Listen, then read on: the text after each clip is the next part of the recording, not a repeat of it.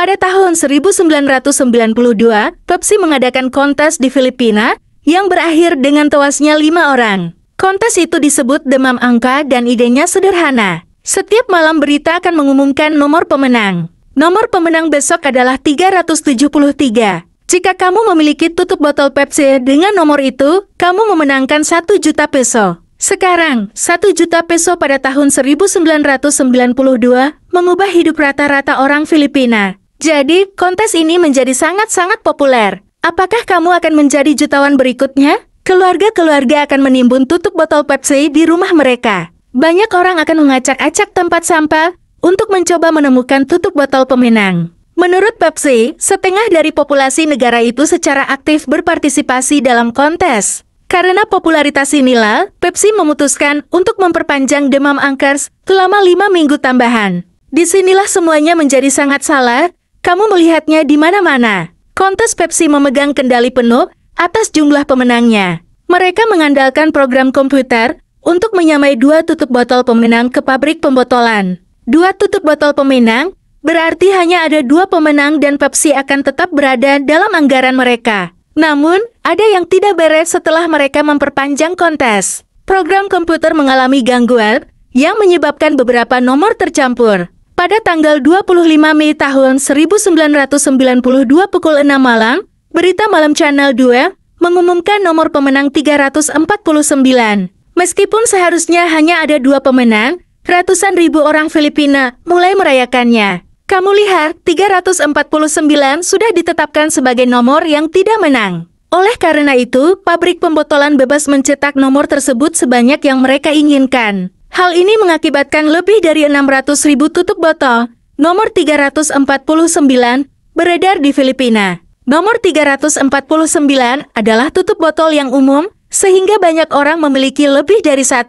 Malam itu jalanan menjadi liar dengan perayaan mereka. Semua menjadi kaya dan akhirnya bisa berhenti, mengkhawatirkan uang ratusan. Orang bergegas ke pabrik Pepsi dengan topi kemenangan mereka. Segera pabrik ditutup dan dijaga oleh polisi. Perusahaan dengan cepat menyadari bahwa mereka telah mengacaukan. Bos besar Pepsi eksekutif mengadakan pertemuan di tengah malam untuk mencoba datang dengan solusi. Itu akan menelan biaya puluhan miliar dolar untuk menghormati setiap topi pemenang. Jadi sebagai gantinya, mereka menyalahkan komputer dan menawarkan 500 peso untuk setiap topi pemenang. Sekarang 500 peso hanya sekitar 8 dolar.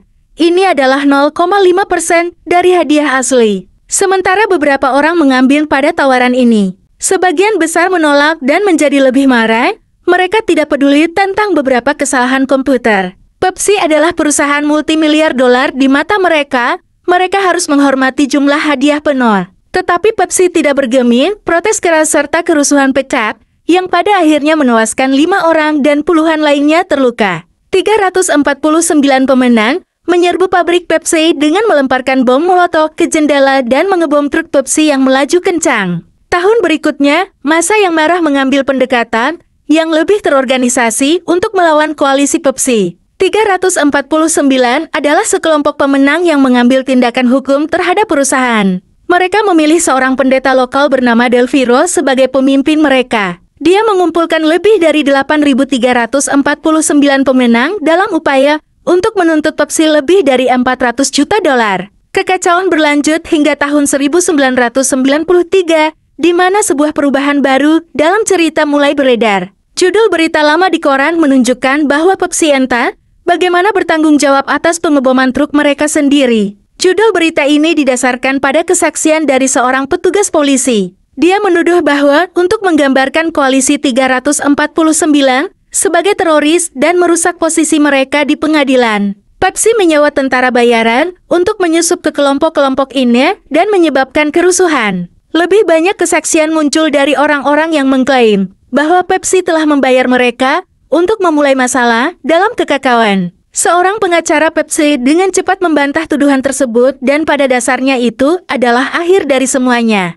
Pada tahun 1993, pengadilan akhirnya mengeluarkan surat perintah penangkapan untuk 9 eksekutif Pepsi. Ini adalah kemenangan besar bagi koalisi 349, tetapi sayangnya itu adalah satu-satunya kemenangan mereka. Pada bulan-bulan berikutnya, Hampir semua gugatan perdata dan pidana ditolak oleh pengadilan. Pada tahun 2006, pengadilan secara resmi menutup buku untuk semua kasus pengadilan yang tersisa. Mereka menemukan bahwa Pepsi tidak lalai dalam bencana demam angka. Ketika semuanya dikatakan dan dilakukan, Pepsi hanya harus membayar satu denda kecil sebesar 150.000 peso. Banyak orang Filipina siapa yang mengalami demam angka masih trauma sampai hari ini. Bahkan menyebut kata Pepsi di sekitar kelompok tertentu. Pepsi baru-baru ini diminta tanggapan mereka terhadap bencana demam angka. Peristiwa ini terjadi hampir 30 tahun yang lalu. Tidak ada satupun eksekutif yang akrab dengan program ini berada di PepsiCo lagi. Sangat menyesalkan rasa sakit dan penderitaan, kesalahan kami